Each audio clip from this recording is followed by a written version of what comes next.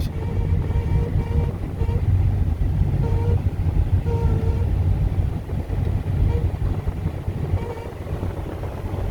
Doesn't appear to be like a speedometer cable or anything.